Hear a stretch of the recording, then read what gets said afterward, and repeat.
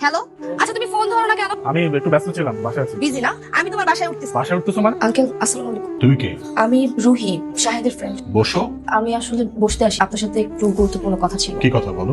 আমি আসলে শাহিদের ফ্রেন্ড না, গার্লফ্রেন্ড। ও আমাকে লাস্ট 1 বছর যাবত বিয়ের কথা বলে ঘোরাচ্ছে, বিয়ে করছে না। আমি ভাবলাম আপনার সাথে এসে ডিরেক্ট কথা বলি, সবকিছু ফয়সালা আপনার সামনে হোক।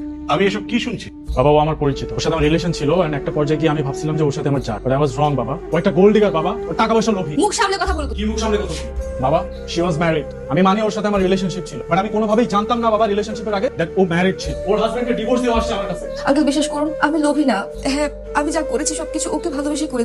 আমার হাজবেন্ডের সাথে লাস্ট টাইম আমার বনিবনা হচ্ছিল না। আমি ওকে ভালোবেসে আমার হাজবেন্ডকে আমি ডিভোর্স দিয়ে তারপর থেকে আমি ঢাকা শহরে একা থাকি, ছোট একটা জব করি। ওর কাছে আমি টাকার জন্য কখনো আসিনি। ওকে আমি ভালোবাসি আঙ্কেল। আমি শুরু থেকে বুঝতে পেরেছি যে তুমি একটা অসভ্য ফ্যামিলি থেকে এসেছো, না হলে এখানে এসে এসব কথা বলতে। সেকেন্ডলি, তোমার এত বড় সাহস হলো কি করে? তুমি বিয়ে করেছো, তারপরে আমার ছেলের সাথে সম্পর্ক করেছো। বিয়েটা তো হয়ে গেছে না, সংসারটা করি। কিসের সংসার? আমি আপনার বলছি আমি সংসার করবো। আমি এই সংসার মানি না। এই যে শোনেন, আমি সিদ্ধান্ত নিছি আমি ঢাকা গিয়ে পরীক্ষা দিব। তুমি স্কুল করছো ওই জায়গায়, কলেজ করছো ওই জায়গায়, এখানকার ভার্সিটিতে পড়ো। না, আমি ঢাকায় পরীক্ষা দিব। ঢাকায় তুমি গেলা তো আমার তো কাম কাজ হয়ে গেল, তোমার দেখাশোনা করবো কে? আপনাকে আমি আগেই বলছিলাম, আপনি যদি না পারেন আমার তালাক দেন, আমি যাইগা। হ্যালো, সালাম, আপনি কি রুহি বলছেন? জি বলছি। আপনার চাকরিটা প্রায় নিশ্চিত, শুধু কনফার্মেশনের জন্য আপনাকে দরকার। আপনার কি সময় হবে? হ্যাঁ হ্যাঁ, অবশ্যই। কোথায় আসতে হবে? আচ্ছা, আপনি আগে যে কোম্পানিতে ছিলেন, এখানে আপনার স্যালারি কেমন ছিল? স্যার, আমার 15,000 হলেই হবে। আচ্ছা, ফাইন। আমরা আপনাকে নিজ স্যালারি 15,000 দিচ্ছি, যাতায়াত খরচ এবং এভরিথিং আর সবকিছু মিলে আরো 5,000, 20,000 টাকা salary. Thank you sir, thank you so much. সবই ঠিক আছে, একটা সমস্যা আছে কিন্তু। কি সমস্যা? আমাদের যিনি ওনার, আসলে আমরা যাকে নিয়োগ দিই উনি ওকে করার পর আসলে আমরা ওকে করি। আমি স্যারের সাথে কথা বলি আপনার থাকলে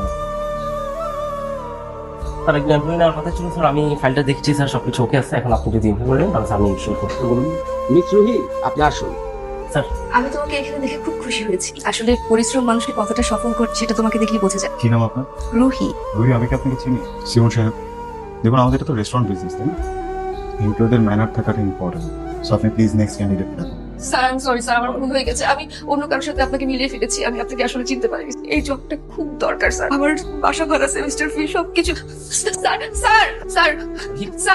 জি sir. Okay sir, please Rohit, আপনার চাকরি হয়ে গেছে। জি স্যার। আপনার চাকরি হয়ে গেছে, আগামীকাল থেকে আপনার জয়েন।